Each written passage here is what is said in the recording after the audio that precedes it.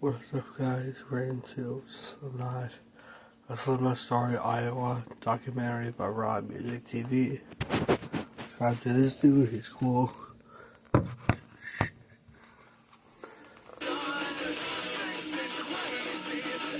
The Resident Evil soundtrack also featured songs from Rammstein, Coal Chamber,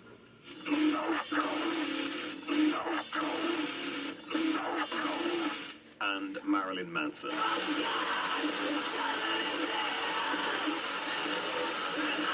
Although Iowa would launch Slipknot onto a path of global stardom, rumors started to spread that the band were at breaking point. You gotta get that fucking camera back. Fuck off!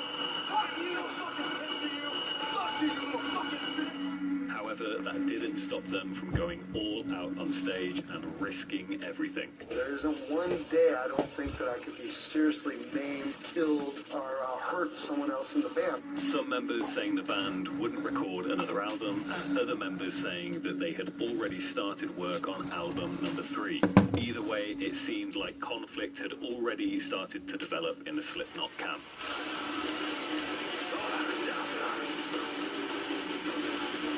During the recording of Iowa, the band was still full of pain, so much so that Corey Taylor even inflicted pain on his own body during vocal sessions in order to deliver the best possible performance he could.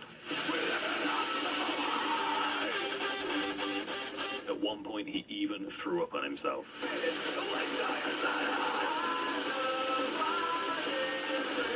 Sid had an emotional breakdown due to his grandfather passing away.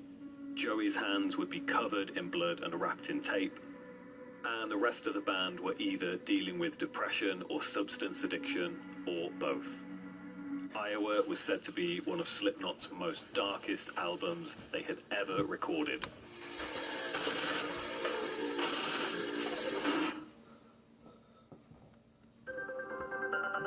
We were so hungry and so ready to work that we just kind of ducked our heads and plowed through it and really built the foundation for what would come later. After a hugely successful world tour ending in 2002 promoting the Iowa album, Slipknot went on hiatus and focused on other projects.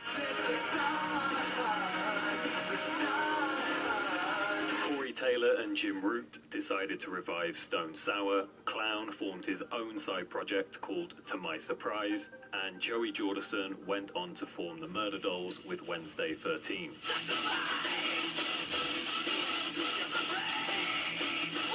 Although the future of Slipknot seemed uncertain, they were far from finished. Going against every philosophy that people thought they knew about the music industry. In 2003, Slipknot would come together once again and moved into what is known as the Mansion, a property formerly owned by Rick Rubin in Los Angeles, who has worked with Red Hot Chili Peppers, Audioslave, and Run DMC, to name a few.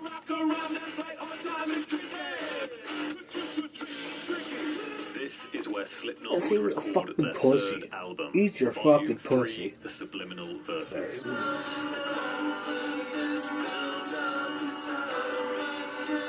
Drew.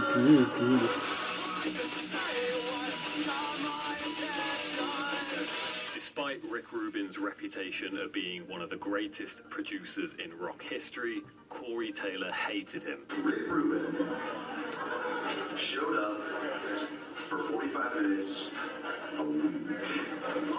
Taylor said that Rubin would show up for just 45 minutes a week and then leave. Taylor accused Rubin of being overpaid and overrated, and Corey vowed to never work with him again. Overrated, he's overpaid, and I will never work with him again.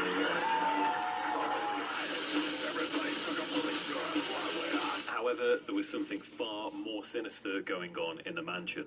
Taylor is well known for being fascinated by the paranormal, and on several occasions has talked about events he's experienced since the age of 10 years old. And yet I've had these experiences, and trying to figure it out has been fairly infuriating, and none of the answers that were available were satisfactory to me.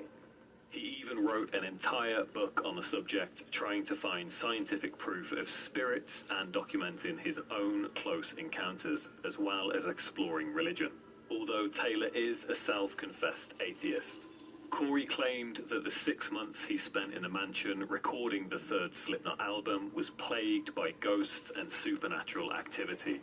So much so that Taylor refuses to talk about it. Corey has also been a huge fan of horror films, something that often translates into his lyrics. Some of Corey's biggest influences when it comes to his lyrics and general creative curiosity is Stephen King.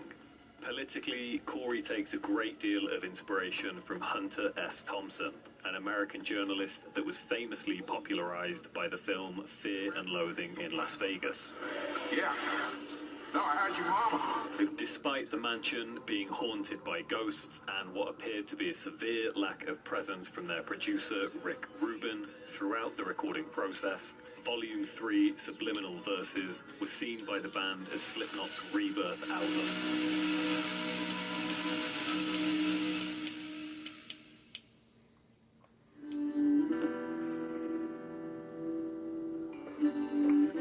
Despite the success of their last album, Slipknot's world was about to come crashing down around them. All hope would be gone. On May the 24th, 2010, founding member of the band, Paul Gray, would be found dead in a hotel room in Iowa. On the day after his death, Slipknot held a heartbreaking press conference to officially announce the news and give a statement to fans. Corey could hardly hold himself together. Yesterday we lost our brother.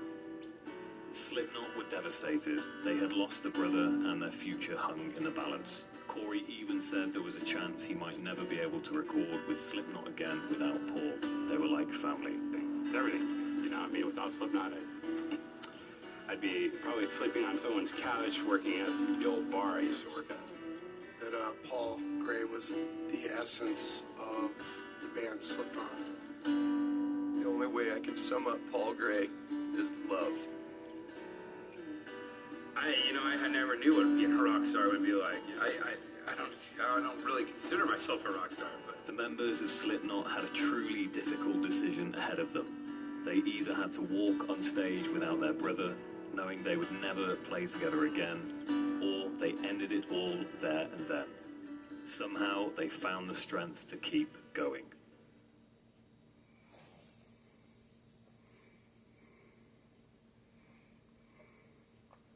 Slipknot would, however, continue, and on October the 19th, 2014, they would release their 5th studio album, 5 The Grey Chapter, dedicated to their late brother, Paul Gray. Slipknot also decided to fire their drummer, Joey Jordison, also a founding member of the band. There then ensued a legal battle between Slipknot and percussionist Chris Fenn, which ultimately saw Fenn also leaving the band.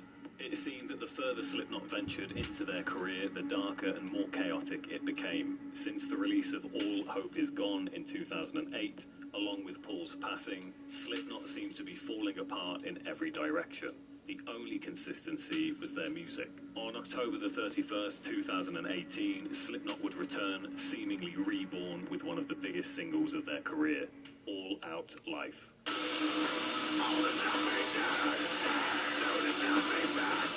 This then led to one of the most highly anticipated albums of Slipknot's career and 2019. On August the 9th, 2019, Slipknot would go on to release arguably their most successful album to date, We Are Not Your Kind.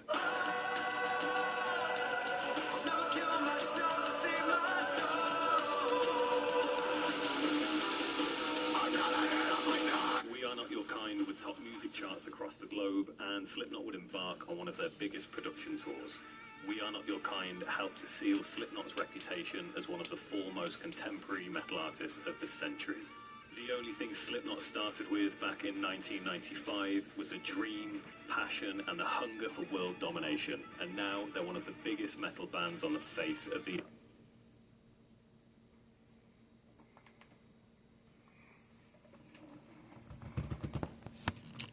That was Slipknot. We enjoyed.